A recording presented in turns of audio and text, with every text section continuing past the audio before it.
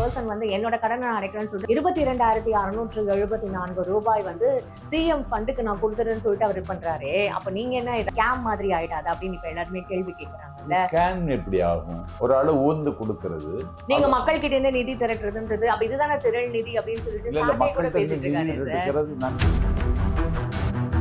உதயநிதி அவர்கள் சனாதன தர்மத்தை சட்டசபையில பேசினதுக்கு நீங்க எல்லாருமே மக்கள் அது உங்களுக்கு தெரியும் என்ன மாதிரியான ஒரு விஷயம் ரியாக்ஷன். உங்க கட்சியில இருக்கிற முஸ்தபா அவர்கள் வந்து நாங்க சனாதனத்தை ஒழிக்கிறது தான் இங்க வந்திருக்கோம் அப்படின்னு சொன்னா முஸ்தபா செய்தது தவறு, பேசியது தவறு.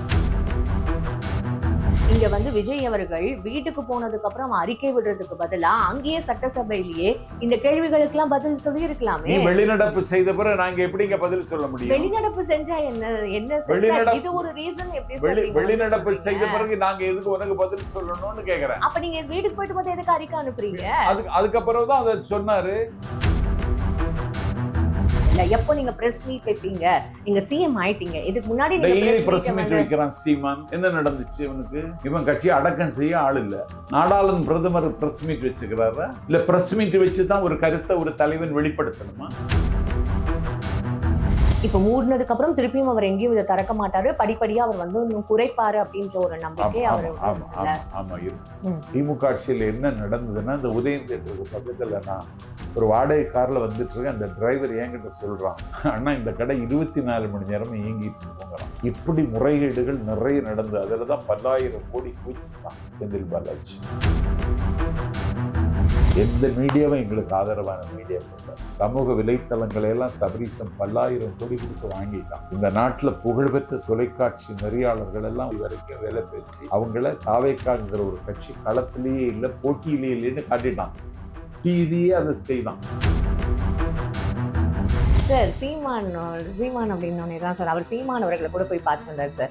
சாட்டைத்துறை வந்து டெய்லியுமே வந்து விஜய் அவர்களை தாக்கி தான் நான் வீடியோ போடுவேன் அப்படின்னு சொல்லிட்டு அவர் சொல்றாரு சார். இப்போ நீங்க சொன்னீங்களா ஒத்தை கொத்த வாடா அப்படின்னு சொல்லிட்டு நீங்க சொன்னீங்களா? இப்போ யார? சாட்டை அவர்களை தமிழர் விடுதலைக்கு ஏதோ பாடுபட்டது மாதிரி காட்டி உலகத் தமிழர்களை ஏய்த்து பல கோடி ரூபாய் தேடிட்டு வந்து இப்ப இந்த தேர்தலையும் சாமானியர்களை களத்தில் நிறுத்திவிட்டு அவங்க பேரை சொல்லி கிட்டத்தட்ட 500 கோடி ரூபாய் அடிச்சுட்டாங்கிறாங்க.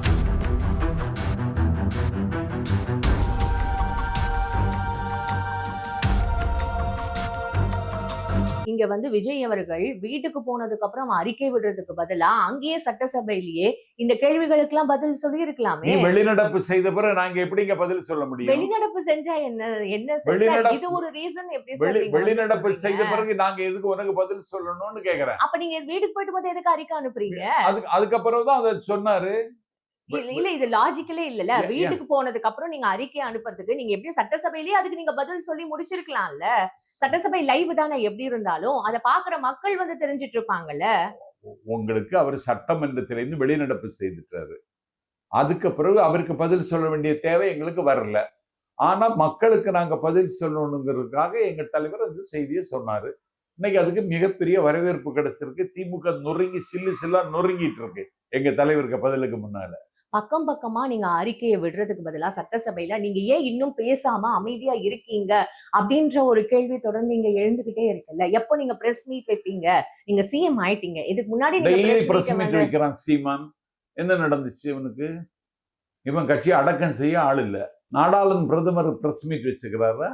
இல்ல பிரஸ் மீட் வச்சுதான் ஒரு கருத்தை ஒரு தலைவன் வெளிப்படுத்தணுமா? இல்ல அது அவசியம் இல்லையா? ஆனா எப்பயாவது ஒரு வாட்டியாவது பிரஸ் மீட் நீங்க இந்த மாதிரி ஜெயிச்சிருக்கீங்க, அதுக்காகவாவது ஒரு வாட்டி பிரஸ் சந்திக்கலாம்ன்ற ஒரு எதிர்பார்ப்பு இருக்கும் இல்லையா? பிரஸ் மீட் சந்திச்சுதான் ஒரு கட்சி இயங்கணுங்கிற நிலைமையில நாங்க இல்ல.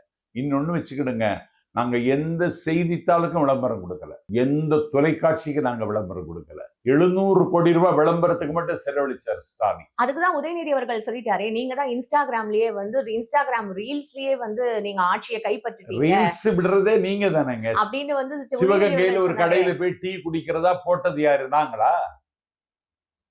வாக்கிங் போற இடத்துல போய் ரீல்ஸ் போட்டது யாரு? நாங்களா? நரிக்குறவர் வீட்டுல போய் சாப்பிடுறது மாதிரி நாடகம் போட்டு ரீல்ஸ் போட்டது நாங்களா? ரீல்ஸ் போடுறதாங்க உங்க வேலையே. நீங்க கூட தான் இன்ஸ்டாகிராம்ல ஆட்சி பண்றீங்க, அதுல இருந்து வெளில வந்து ரியாலிட்டியில ஆட்சி பண்ணுங்க அப்படின்னு சொல்லிட்டு உதயநிதி அவர்களும் அந்த சட்டசபையில அதையுமே வந்துதானா சார் பேசினாரு. சார் இது டிஜிட்டல் யுகம் தங்கச்சி. இன்னைக்கு சமூக வலைத்தளங்கள் தான் நாட்டு மக்களை சுகதுக்கங்களை தீர்மானிக்கிறதுங்க. நாஞ்சில் சம்பத் ஒரு கூட்டத்துல பேசினா என் அந்த பேச்ச அந்த தம்பிமார்கள் 3 லட்சம் பேருக்கு ஒரே இரவுல கொண்டு சேர்த்துடுறான். முதலமைச்சர் பேசினா அதை 900 பேர் தான் பாக்குறாங்க, என் பேச்ச 3 லட்சம் பேர் பாக்குறாங்கன்னா இது என்னது? இது இந்த யுகம், டிஜிட்டல் யுகம். டிஜிட்டல் யுகத்திற்கு தகுந்தது மாதிரி திமுக தன்னை வளர்த்து கொள்ளவில்லை. உன்னுடைய தகவல் தொழில்நுட்ப அணியே தொலைஞ்சு போச்சு. அந்த அமைச்சரே தோத்து போனாரு. இல்ல இப்போ விஜய் அவர்களை பத்தி தேவையில்லாம டெய்லி வந்து ஒரு பிஜிஎம் ஒரு சாங்க போட்டு ஒரு பிம்பத்தை கிரியேட் பண்ணி அவர் இப்படி அவர் அப்படின்னு சொல்லிட்டு நீங்க இந்த மாதிரிதான் வந்து ஆட்சியை கைப்பற்றிருக்கீங்க அப்படின்னு சொல்லிட்டு தொடர்ந்து எல்லா ஜேர்னலிஸ்டுமே வந்து கைப்பற்றிட்டோம்ல. அட்டக்கத்தி நீங்க, புதிய அடிமைகள் நீங்க மோடிக்கு பி டீம் நீங்க. இன்னைக்கு மோடியை எதிர்க்கிற இடத்துல விஜய் இருக்கிறாருன்னு செய்தி வந்துச்சுல்ல. ஆல் இந்தியா காங்கிரஸ் இன்னைக்கு நம்பிக்கைக்குரிய தலைவன் இவன் தான் சொல்லி எங்களை அங்கீகரிச்சுட்டாங்கல்ல. நாங்க ஜெயிச்சிட்டோம்ல. நீ ரீல்ஸ் போட்டு எடுப்படலையே. நீ நல்ல டீ குடிச்சு பார்த்த, வாக்கிங் போய் பார்த்த, கிளவிகளை கட்டியெல்லாம் பிடிச்ச. கிளவிகளே அது விரும்பல நீ கட்டி பிடிச்சத. என்ன சார் நீங்க? சரி, இதெல்லாம் ஒரு பக்கம் இருக்கும்போது விஜய் அவர்கள் இன்னும் ஏன் போர்ட்போலியோ அலோகேட் பண்ணாம இருக்காரு? அவருடைய கேபினெட் மினிஸ்டர்ஸ்க்கு இல்ல சார் அவங்க இன்னும் ஃப்ரீயாவே இருக்காங்க சார். அவங்களுக்கான ஒரு பொறுப்புகளை கொடுத்தாங்க. எல்லா மந்திரிகளை நியமிச்சப்பதான் போர்ட்போலியோ அறிவிக்க முடியும். அவரோட கூட வந்து பொறுப்பேற்றுக்கிட்டாங்கல்ல 9 பேர், அவங்களுக்காவது கூட அந்த அப்படி அறிவிக்க முடியாது, அறிவிக்க கூடவும் செய்யாது. ஏன்னா யாருக்கு எந்த போர்ட்போலியோன்னு அவருக்கு மனசுல ஒண்ணு இருக்கும். அந்த அந்த அந்த 24 அமைச்சர்களை நியமிச்சு கவர்னர் மாளிகையில பதவி பிரமாணம் செய்து வைத்த பிறகுதான் போர்ட்போலியோ அறிவிக்கும். அது எப்போ நடக்கும் அப்படின்றது ஒரு 1-2 நாள்ல நடந்துடும். இன்னும் இவ்வளவு நாள் ஆச்சு, இன்னுமே அந்த போர்ட்போலியோ அலோகேட் பண்ணாம இன்னுமே வந்து யோசிச்சிட்டே இருக்காரு. இன்னும் ப்ரையாரிட்டி எவ்வளவோ விஷயங்கள் இருக்கு. முதல்ல போர்ட்போலியோ அலோகேட் பண்றது அப்ப ப்ரையாரிட்டி இல்லையா?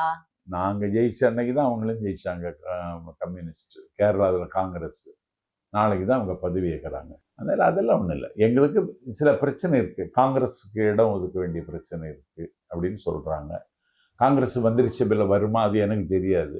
ஆனா இன்னும் 24 அமைச்சர்களை நியமிக்கணும். நியமிச்ச பிறகுதான் போர்ட்போலியோ. அப்ப அந்த போர்ட்போலியோ நீங்க அலோகேட் பண்ணதுக்கான காரணம் உங்களுக்கே உங்களோட வேட்பாளர்களை பத்தி சரியா தெரியல, இன்னும் யார் யாருக்கு எந்த மாதிரியான ஒரு கேபினெட் மினிஸ்ட்ரி கொடுக்கணும்ன்றது இன்னும் உங்களுக்கே வந்து ஒரு குழப்பமான ஒரு தலைவர்கள் அதுல ஒரு பார்வை இல்ல. அப்படியெல்லாம் ஒண்ணு. தலைவருக்கு அதுல ஒரு பார்வை இருக்கும். யாரும் எதிர்பார்த்தாங்களா கீர்த்தனா அமைச்சர் ஆவாங்க? அப்படியெல்லாம் ஒண்ணும் கிடையாது. அவருக்கு ஒரு பார்வை இருக்கு. அது 2 நாள்ல தெரிஞ்சுங்க. அதெல்லாம் ஒண்ணும் இல்லை. 1000 ரூபாய் நீங்க வரவு வச்சுட்டீங்க, மிச்சம் 1500 ரூபாய் எப்ப கொடுப்பீங்க? அதான் வெள்ளை அறிக்கை ஒண்ணு வெளியிடணும். நிதி வருவாயை பெருப்பதற்கான வாசல் எங்க இருக்குன்னு தேடணும். அது நிறைய வேலை இருக்கு. 27 மாசத்துக்கு பிறகுதான் ஸ்டாலின் 1000 ரூபாய் கொடுத்தாரு. எத்தனை மாசத்துக்கு பிறகு? 27 மாசத்துக்கு பிறகு. அதனால இந்த 2500 ரூபாய் கொடுத்த வாக்குறுதி நிறைவேற்றிடுவார் தலைவர். சார், பிப்ரவரி மாசமே உங்களுக்கு 10 லட்சம் கிட்ட வந்து கடன் இருக்குன்றது உங்களுக்கு தெரியும்ல? தெரியும். அப்ப அப்படி இருக்கும் பொழுது அப்ப நீங்க இந்த மாதிரியான வந்து ஒரு ஸ்கீம்ஸ் எல்லாம் நீங்க மேனிஃபெஸ்டோல எல்லாம் சொல்லியிருக்கீங்க. அப்ப உங்களுக்கு தெரியாதா நம்ம என்ன மாதிரியான ஒரு மேனிஃபெஸ்டோ? அதாங்க ஸ்டாலின் டாக்ஸ்னர் ஒரு திட்டம் அறிவித்தா அந்த திட்டத்தை நடைமுறைக்கு ஒதுக்குற தொகையில ஒரு பகுதியை அந்த கொள்ளைக்கார குடும்பமே கபலீகரம் செய்து. இல்ல, உதயநிதி அவர்கள் வந்து ரிப்ளை கொடுத்திருக்காரு. அதுக்கு நீங்க எல்லாமே திமுக கவர்மெண்ட் மேல வந்து பழிய போடாதீங்க. ஏன் நீங்க வந்து பிப்ரவரி மாசமே உங்களுக்கு தான் நாங்க 10 லட்சம் கோடி கடன் இருக்குன்றதை நாங்க சொல்லிட்டோம்ல, அப்போ உங்களுக்கு தெரியலையான்றதை கேட்டிருக்காரு. இப்ப அகவிலைப்படி 2% இன்க்ரீஸ் பண்ணிருக்காங்க அரசு ஊழியர்களுக்கு. அப்ப 1230 கோடி எக்ஸ்ட்ரா எங்களுக்கு வந்து கடன் சுமைன்னு சொல்லியிருக்கீங்க. அப்போ இது வந்து நீங்க என்ன பொய் சொல்றீங்களா? கடன் இருக்குன்னு சொல்றீங்க, எங்க மேல அவ்வளவு வந்து நிதி சுமை இருக்குன்னு சொல்றீங்க. அப்போ 1230 கோடி மட்டும் எக்ஸ்ட்ரா உங்களால எப்படி கொடுக்க முடியும்னு இப்போ டிஎம்கே கவர்மெண்ட் கேக்குறாங்களே சார். கேளுங்க, எங்க ஓட்டை இருக்குன்னு கண்டுபிடிச்சு அடைக்கணும். இப்ப 700 கோடி ரூபாய் விளம்பரத்துக்கு கொடுத்தான் ஸ்டாலின் வருஷத்துக்கு. இன்னைக்கு அது நாங்க நிறுத்திட்டோம். இந்த விளம்பரம் கொடுக்கிற வேலையெல்லாம் நிப்பாட்டிட்டோம். அடுத்து நிதி வருவாயை ஈட்டுவதற்கு என்ன வழி அப்படின்னு யோசிக்கும் பொழுது அந்த வழியை கண்டுபிடிச்சு அடைச்சிட்டோம்னா நமக்கு நிதி வர ஆரம்பிச்சிடும். இன்னைக்கு 30,000 கோடி வெளிநாட்டில் கொண்டு போய் முதலீடு செய்திருக்கிறது இந்த குடும்பம். ஒரு ஆகாஷ்ங்கிற பெயரை பயன்படுத்தி தமிழ்நாட்டில் சினிமா தயாரிப்பதற்கு தயாராயிட்டாங்க. தமிழ்நாட்டில் விண்ணையும் மண்ணையும் கொள்ளையடித்த இந்த கூட்டம் எங்கெல்லாம் முதலீடு செய்திருக்கிறதுன்னு தேடணும்.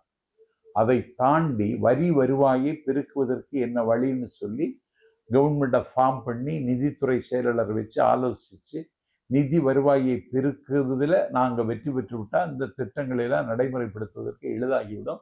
அதை அவர் செய்திடுவார். இன்னும் நாடாளும் பிரதமரை போய் சந்திக்கலை. அவங்க கொஞ்சம் முரண்பட்டு நின்றாங்க. நாங்கள் முரண்பட்டு நிற்க மாட்டோம். தமிழ்நாட்டுக்கான நலனை மையமாக வைத்து கொண்டு எங்கள் தலைவர் கேட்கிற கோரிக்கையை நாடாளும் பிரதமர் மோடி நிறைவேற்றி தருவாங்க நம்பிக்கை உண்டு. அந்த ப்ராசஸ் எல்லாம் டெல்லி போயிட்டு வந்த பிறகு ஓரளவுக்கு தெளிவாக கிடைச்சிருந்தாங்க. அவர் டெல்லி போய் மோடி அவர்களை மீட் பண்ணதுக்கு அப்புறம் அந்த பேச்சுவார்த்தைக்கு அப்புறம் எல்லாமே சுமூகமா முடியும் உங்களோட நம்பிக்கை. சரி, இது நடுவுல ராஜ்மோகன் ஆகட்டும் சரி, இன்னொரு எம்எல்ஏ ஆகட்டும் சரி, நாங்கெல்லாம் ஏழை குடும்பத்துல இருந்து வந்தவங்க, நாங்க ரொம்ப ஒரு புகழான ஒரு ஃபேமிலி அப்படின்னு சொல்லிட்டு காமிச்சிட்டு இருக்காங்க. ஆனா அவங்களோட சொத்துக்கள் 2 கோடி மேல இருக்கு அப்படின்றத அஃபிடவிட்ல அவங்க சப்மிட் பண்ணிருக்காங்க. அப்புறம் ஏன் இந்த மாதிரியான ஒரு நாடகம் போடுறீங்க அப்படின்ற மாதிரி இப்ப மக்கள் எல்லாருமே கேட்டுட்டு இருக்காங்க. இது ராஜ்மோகன் தான் கேட்கணும், நான் பதில் சொல்ல முடியாது. ஆனா நிறைய பேர் ஏழைகள் தான்.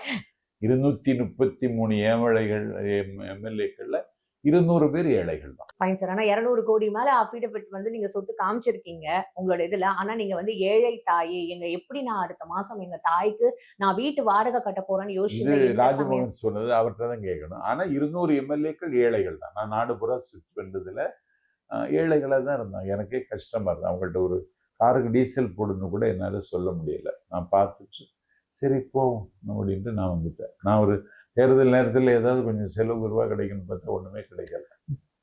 Fine sir. சார், டாஸ்மாக் கடைகள் மூடுறது அப்படின்றது ஒவ்வொரு ஆட்சியும் வரும்பொழுது செய்யறது தானே சார்? இப்போ இவர் மட்டும் 717 வந்து டாஸ்மாக் கடைகள் மூடினதை இது எப்படி சார்? இது வந்து வழிபாட்டு தலங்கள், கோவில்கள், மருத்துவமனைகள் இருக்கிற பேருந்து நிலையம் பக்கத்துல இருக்கிற 717 கடை மூடிட்டாங்க. போதையற்ற தமிழகம் என்பதுதான் எங்கள் ஆட்சியினுடைய இலக்கு. அதை எப்படி நடைமுறைப்படுத்தும் முதற்கட்ட இன்னைக்கு 717 கடை மூடியிருக்கோம். கோயம்புத்தூர்ல இருந்து ராம்நகர்ல இருந்து ஃப்ரெண்ட்ஸ் கேட்டரிங்ஸ்ல வேலை பார்க்கிற மணிமாறனுங்கிற தம்பி, நான் முதலமைச்சருக்கு தகவல் கொடுத்தேன், காந்திபுரத்தில் இருக்கிற கடையை மூடுங்க, பெரிய பிரச்சனையா இருக்குன்னு தகவல் கொடுத்தேன். எனக்கு அந்த காந்திபுரம் கடையை மூடிட்டாங்கன்னா தலைவருக்கு நன்றி சொல்றது எப்படின்னா, அவன் என்கிட்ட கேட்குறான். அவர் நன்றி ஒன்றும் எதிர்பார்க்க மாட்டார். அவர் தனக்கு விதிக்கப்பட்ட கடமையை ரொம்ப செய்து பெர்ஃபார்மன்ஸ் கவர்மெண்ட்டுங்கிறத நிலைமையை நோக்கி நீ அவருக்கெல்லாம் முயற்சி பண்ண வேண்டாம்னு சொன்னார். அப்போ தமிழ்நாட்டு மக்கள் மத்தியில் அவருக்கு மேலே ஒரு மிகப்பெரிய நம்பிக்கை இந்த 717 கடையை மூடியதன் மூலமே வந்து விட்டது. இப்ப மூடினதுக்கு அப்புறம் திருப்பியும் அவர் எங்கேயும் இதை திறக்க மாட்டாரு, படிப்படியா அவர் வந்து இன்னும் குறைப்பாரு அப்படின்ற ஒரு நம்பிக்கை ஆமா இருக்கு. அது அந்த மதுவிலக்கு துறைங்கிறது வந்து இனிமேல் அதை குறைப்பதற்கு என்ன வழின்னு யோசிக்கணும். இப்போ 12 மணிக்கு கடை திறக்கிறாங்கன்னா 9 மணிக்கே கடைக்கு முன்னாடி போய் நிக்கிறான். திமுக ஆட்சியில் என்ன நடந்ததுன்னா, இந்த உதயம் தியேட்டருக்கு பக்கத்துல நான் ஒரு வாடகை கார்ல வந்துட்டு இருக்கேன். அந்த டிரைவர் என்கிட்ட சொல்றான், அண்ணா இந்த கடை 24 மணி நேரமும் இயங்கிட்டு இருக்கோங்கிறான். இப்படி முறைகேடுகள் நிறைய நடந்தது. அதுலதான் 10,000 கோடி குவிச்சிட்டான் செந்தில் பாலாஜி. இப்ப அதுக்கெல்லாம் முற்றுப்புள்ளி வைத்து தீவிர நடவடிக்கை எடுத்து போதையில்லாத தமிழகத்தை உருவாக்குவதற்கு மாற்று வழி என்னங்கிறதை யோசிச்சு நடவடிக்கை எடுக்கணும். இது ஒரு அரசு மட்டும் செய்யற வேலை இல்லை. தன்னார்வ அமைப்புகள், ரோட்டரி, லைன்ஸ், கல்லூரிகள், கோவில்கள், தேவாலயங்கள், மசூதிகள் எல்லாரும் சேர்ந்து கூட்டு முயற்சியை இதை செய்து ஆகணும். ஏன்னா போதையில தள்ளாடுகிறது தமிழகம். இதை காப்பாற்ற வேண்டியது அரசினுடைய கடமை மட்டுமல்ல, இந்த சமூகத்துக்கும் அந்த பொறுப்பு இருக்கு. ஒரு மதுவிலக்கு பிரச்சாரமே நான் செய்யலான்னு தலைவர்கிட்ட கேட்கணும்னு இருக்கேன். Fine sir. சார், இப்போ அவர் இப்போ இந்த செக்ரட்டேரியட்டுக்கு வந்ததுக்கு அப்புறம் வீட்லேருந்து சாப்பாடு எடுத்துட்டு வராரு, சாப்பாடு இங்கே உட்காந்து சாப்பிட்றாரு, அவரே டிஃபன் பாக்ஸை திறக்கிறாரு, அவரே சாப்பிட்றாரு அப்படின்ற மாதிரியான ஒரு இதெல்லாம் எதுக்கு இந்த மாதிரியான எதுக்கு இதெல்லாம் ஒரு ஹைப்? எனக்கு இது வந்து மக்கள் எல்லாருமே எல்லாருமே இது கேட்கிற ஒரு விஷயம் தான். அவரோட ஃபாலோயர்ஸ், அவரோட தொண்டர்கள் எல்லாருமே இது ஒரு பிரமிப்பா பார்ப்பாங்க. இல்ல அவரோட தீவிர ரசிகர்களா இருக்கிறாங்க. மலர்கள் கூட, மரங்கள் கூட மலர்களை காட்டி விளம்பரம் செய்கிறது. கேட்டீங்களா? வானம் கூட நட்சத்திரங்களை காட்டி விளம்பரம் செய்கிறது. எங்களுக்கு வேற எந்த பத்திரிகையும் எங்களுக்கு ஆதரவான பத்திரிகை இல்லை. எந்த மீடியாவும் எங்களுக்கு ஆதரவான மீடியாக்கள் இல்லை. சமூக விலைத்தளங்களை எல்லாம் சபரீசம் 10,000 கோடி கொடுத்து வாங்கிட்டான். இந்த நாட்டில் புகழ்பெற்ற தொலைக்காட்சி நெறியாளர்கள் எல்லாம் 1 கோடி பேர், 1 கோடி வரைக்கும் விலை பேசி அவங்கள தாவேக்காங்கிற ஒரு கட்சி களத்திலேயே இல்லை, போட்டியிலேயே இல்லைன்னு காட்டிட்டான். டிவியே அதை செய்தான். எனக்கு ஆச்சரியமா இருக்கும். ஏன்னா இவ்வளவு பெற்ற நீண்ட பாரம்பரியமுள்ள டிவி இந்த பாவத்தை செய்கிறானே. சில புறம்போக்கு பயிர்களை உட்கார கொண்டு வச்சு திறனாய்வாளர் பத்திரிகையாளர்னு சொல்லி எங்களை டேமேஜ் பண்ற வேலையை பண்ணாங்க. இன்னும் அதனால எங்க இருப்பை நாங்கள் சிறப்படுத்திக் கொள்வதற்கு எங்கள் தலைவர்களுடைய ஒவ்வொரு அசைவும் நாட்டு மக்கள் கூர்ந்து கவனிக்கிறார்கள். ஒரு நன்றாக படிக்கிற ஒரு மாணவன் பள்ளிக்கூடத்திற்கு வருவதை போல இன்றைக்கு தலைமைச் செயலத்துக்கு டிஃபன் பாக்ஸ் எடுத்துட்டு வாராருன்னா இதையும் மக்கள் கொண்டாடத்தான் செய்யறாங்க. சட்டசபைக்கு வர்றது இப்ப எல்லா இளைஞர்களுமே வந்து டிவில மத்த எல்லா நிகழ்ச்சிகளையுமே பாக்குறத நிறுத்திட்டு இவர் என்னைக்கு பொறுப்பேத்தாரோ அன்னிலேருந்து முழுக்க முழுக்க நியூஸ் சேனல் தான். சட்டசபை லைவ்ல இருந்து இப்ப செக்ரட்டேரியட்ல அவர் என்ன பண்றாருன்னு சொல்லிட்டு அந்த அளவுக்கு இவர் வந்து இந்த இளைஞர்களை வந்து ரொம்ப போக்கஸ்டா கொண்டு வந்துட்டாரு அப்படின்னு சொல்லலாம். அப்படி இருக்கும்போது நீங்க தனியா ஏதாவது சேட்டலைட் சேனல் ஓபன் பண்ற ஐடியா இருக்குமா? ஏன்னா எல்லா எங்க கட்சிகளுக்குமே தனியா ஒரு சேட்டலைட் சேனல் இருக்குன்றது நமக்கு இல்ல அது அதுல அவருக்கு ஆர்வம் இருக்கா என்னன்னு தெரியல. நீங்க பேசுனீங்களா அவர் பதவி ஏற்றதுக்கு? நான் பதவி ஏற்றதற்கு பிறகு அன்னைக்கு பதவி ஏற்றதற்கு பிறகு அவர் புறப்பட்டு போகும் பொழுது பார்த்து வணக்கம் வச்சேன். அவர் முதலமைச்சர் ஆனார்னு சொன்ன உடனே சட்டமன்ற உறுப்பினர்கள் கூட்டம் பனையூர் அலுவலகத்தில் நடந்தது. சரி இன்னைக்கு பார்த்துருவோம்னு சொல்லிட்டு அங்கே போனேன். அந்த சட்டமன்ற உறுப்பினர்கள் கூட்டத்தில் நான் போகலை. நான் எம்எல்ஏ கிடையாது, நான் போக விரும்பலை. நான் போனால் ஒன்றும் சொல்ல போகிறதில்ல, நான் போக விரும்பலை. நான் வெளியிலே நின்று அவர் அங்கே ஒரு அறையில் உட்காருவார். அந்த இடத்துக்கு போய் நின்று அவரை பார்த்து ஒரு பட்டாடை பொருத்தி, நான் உங்களை முதல்ல சந்தித்து கட்சியில் சேரும் பொழுது நானும் முதல்வர் ஆகலாம் என்கிற புத்தகத்தை தந்து வாழ்த்தினேன்.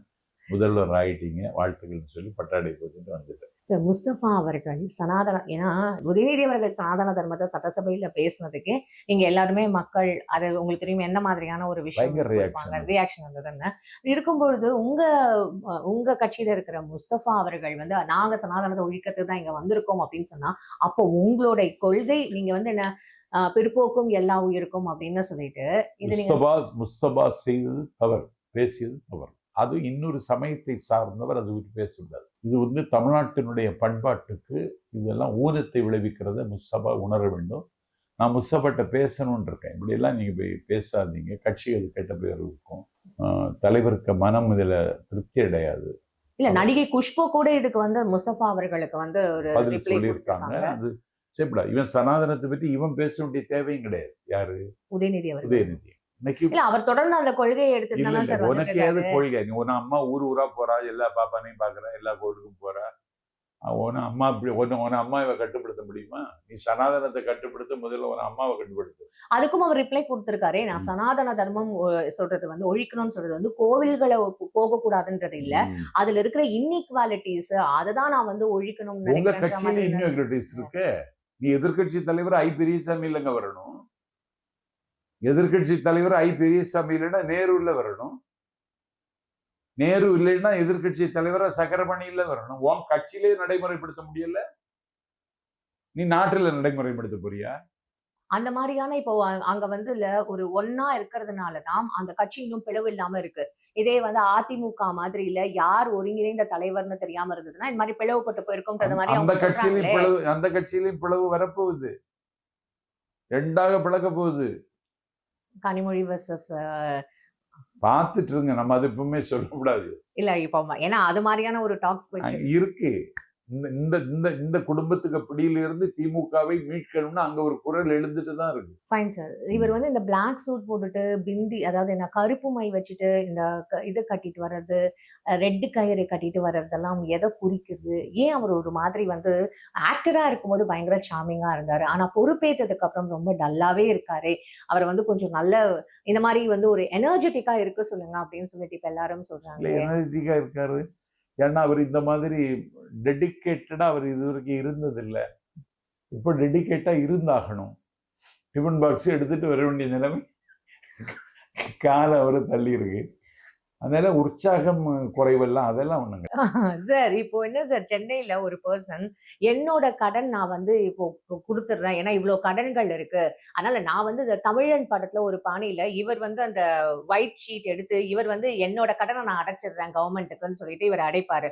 அதே மாதிரி இப்போ ஒரு பர்சன் வந்து என்னோட கடனை நான் அடைக்கிறேன்னு சொல்லிட்டு 22,674 ரூபாய் வந்து சிஎம் ஃபண்டுக்கு நான் கொடுத்துறேன்னு சொல்லிட்டு அவர் பண்றாரு. அப்ப நீங்க என்ன, ஏதாவது இது வந்து ஒரு பெரிய ஸ்கேம் மாதிரி ஆயிடாது அப்படின்னு இப்ப எல்லாருமே கேள்வி கேட்கறாங்கல்ல. ஸ்கேம் எப்படி ஆகும்? ஒரு ஆளு ஊந்து கொடுக்கறது, நீங்க மக்கள் கிட்ட இருந்து நிதி திரட்டுறதுன்றது அப்ப இதுதானே திரள் நிதி அப்படின்னு சொல்லிட்டு இல்ல சாட்டை கூட மக்கள்கிட்ட பேசிட்டு நிதி இருக்காரு சார். திரட்டுகிறது நன்மைக்கு செய்யலாம். அதாவது சத்துணவு திட்டத்தை, மதிய உணவு திட்டத்தை கொண்டு வரணும்னு காமராஜர் சொல்லுகிற பொழுது ஐஏஎஸ் அதிகாரிகள் அதுக்கெல்லாம் நிதி இல்லை, அந்த முயற்சி எடுக்காதீங்கன்னு சொன்னாங்க. நிதி இல்லைன்னா நானே பிச்சை எடுத்து இந்த திட்டத்தை நடைமுறைப்படுத்துவேன்னு காமராஜர் சொன்னார். அதனால மக்களிடத்துல போய் கேட்பதுல தவறு இல்லை. சீமான் பண்ற மாதிரி ஃப்ராடு தான் பண்ண முடியாது. மக்களுக்காக எது வேணாலும் செய்யலாம் சார். சீமான் அப்படின்னோடனே தான் சார் அவர் சீமான் அவர்களை கூட போய் பார்த்துட்டு வந்தார் சார்.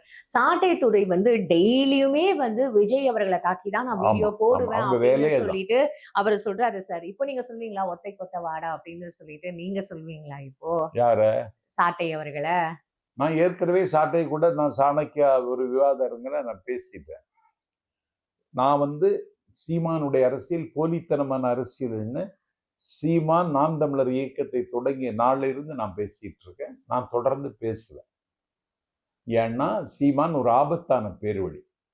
நாங்கள் எல்லாம் உயிருக்கு உயிராக மதிக்கின்ற நஞ்சிருக்கும் குப்பிகளை நடுக்களத்தில் தொங்கவிட்டு வெஞ்சமரில் திரிகிற வேங்கைகளின் நாயகன் தம்பி பிரபாகரன். உலகத்தினுடைய விடுதலை போராட்ட வரலாற்றில் சேகுவாராவை விட மகத்தான வீரன் எங்கள் தம்பி பிரபாகரன். இன்னும் சொல்ல போனால் வியட்நாமினுடைய விடுதலை வாங்கி தந்த ஹோசிமினை விட எங்கள் தலைவன் பிரபாகரன் மகத்தான வீரர். அன்னைக்கு அவருக்கு ஹோசிமினுக்கு அன்றைக்கு சீனா பின்னணியில் நின்றது. ஆனா யாருடைய பின்னணியும் இல்லாமல் ஒரு கடற்படையை சிங்கள பேரின வாதத்திற்கு எதிராக இலங்கையில நிர்மாணித்து அதை தாண்டி ஒரு விமான ஓடுதளத்தை உருவாக்கி எனக்கு தெரிஞ்ச ஒரு பேரலல் கவர்மெண்ட்டே நிர்மாணித்த தலைமை எங்கள் தம்பி பிரபாகரன். சர்வதேச சதி, இந்தியாவினுடைய ஒத்துழைப்பு இல்லாத காரணத்தால் அவர் கொல்லப்பட்டார். அந்த மகத்தான தலைவனை இந்த ராஸ்கல் கொச்சப்படுத்தணும். அவருக்கு கூட உட்கார்ந்து ஆமக்கறி சாப்பிட்டேன்னா, புகைப்படம் எடுத்தேன்னா, தமிழீழ விடுதலைக்கு இவன் ஏதோ பாடுபட்டது மாதிரி காட்டி உலகத் தமிழர்களை ஏய்த்து பல கோடி ரூபாய் தேடிட்டு வந்துட்டான். இப்ப இந்த தேர்தலையும் சாமானியர்களை களத்தில் நிறுத்திவிட்டு அவங்க பேரை சொல்லி கிட்டத்தட்ட 500 கோடி ரூபாய் அடிச்சுட்டாங்கிறாங்க. இப்படி ஒரு அயோக்கியனை என்ன செய்யறது? எத்தனை நாளைக்கு இந்த அரசியலை நீங்க நிலைநாட்ட முடியும்? அடுத்த தேர்தலில் உங்க கட்சி இருக்காது. தமிழ்நாட்டு மக்கள் அந்த முடிவு எடுப்பாங்க. இந்த வாட்டியும் உங்களுக்கு டெபாசிட் இல்ல அப்படின்ற எல்லா தொகுதியிலும் டெபாசிட் இழந்துட்டாங்க, சீமான் உட்பட. Fine sir. அதான் நீங்க எப்போ அவர் வந்து இந்த மாதிரியான ஒரு திருப்பியும், ஏன்னா நீங்க அவர் தொடர்ந்து வீடியோ போட்டுட்டே இருக்காருல, தொடர்ந்து விஜய் அவர்களை தாக்கி வீடியோ போட்டுட்டே இருக்காருல, அதனால தான் உங்ககிட்ட இருந்து இது ஒரு விஷயம் கேட்கலான்னு சார். அடுத்ததா கடைசியா கேள்வி, நாசர் அவர்களும் அப்புறம் வந்து இந்த கருணாஸ் அவர்கள் அவங்க 2 பேருமே இப்ப எந்த முகத்தோட முதலமைச்சரை போய் பார்ப்பாங்க அப்படின்னு வந்து ஒரு கேள்வி எழுப்படுது. இல்ல அது வந்து அது அவங்க கடமை, அவங்கள அங்கீகரிக்க வேண்டிய எங்க தலைவருக்கு பொறுப்பு. அவங்க திரைப்பட தயாரிப்பாளர் சங்கம் சார்பில் போய் பார்த்துருக்காங்க. தம்பி கார்த்திக்கு அந்த பொறுப்பில் இருக்கவங்க போயிருக்காங்க. அதெல்லாம் மறந்துடணுமே. இட் இஸ் ஈவன், அது ஒரு சம்பவம் தான். சந்திக்க வேண்டிய பொறுப்பு நாசருக்கு இருக்கு, கார்த்திக்கு இருக்கு. அவங்க இந்த தயாரிப்பாளர் சங்கத்தினுடைய நிர்வாகி முறையில் தலைவரை போய் சந்திச்சிருக்காங்க.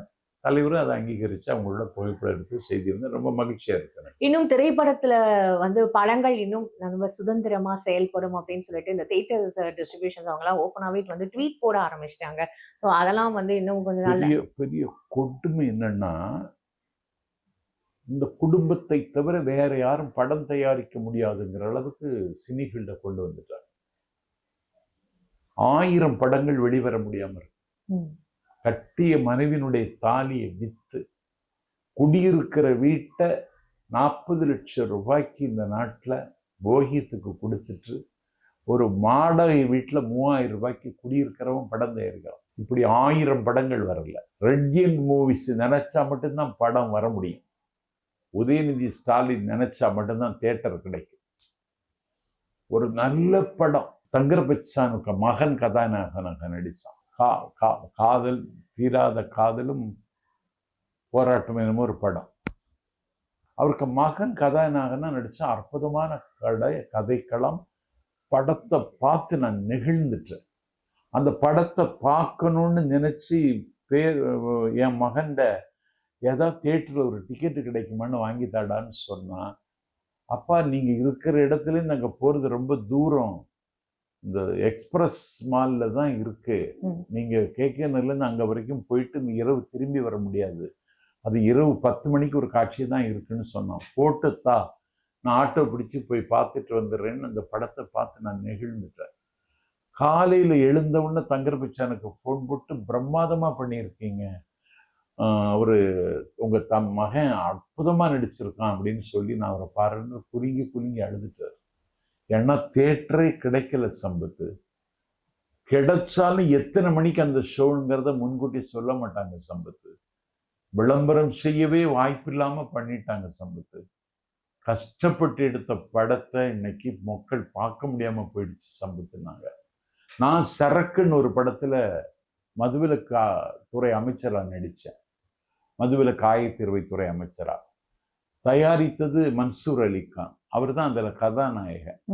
அது ஒரு மதுவிலக்கு பிரச்சாரம். அந்த படத்தையும் திரையிட விடாது. இப்ப எனக்கு பழனியிலிருந்து தகவல் வருது, சரக்கு படம் 3 நாளா இங்க ஓடிட்டு இருக்கு, நல்லா நடிச்சிருக்கீங்களேன்னு எனக்கு பாராட்டு.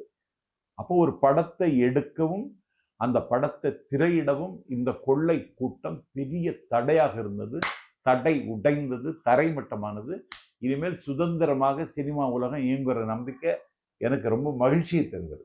ரொம்ப நன்றி ஐயா. இவ்வளவு நேரம் ரொம்ப பொறுமையா எல்லா விஷயத்துக்கும் கேள்வி கேட்டதுக்கு ரொம்ப அருமையா பதில் சொன்னீங்க. உங்க நேரத்துக்கும் உங்களோட விளக்கத்துக்கும் ரொம்ப நன்றி.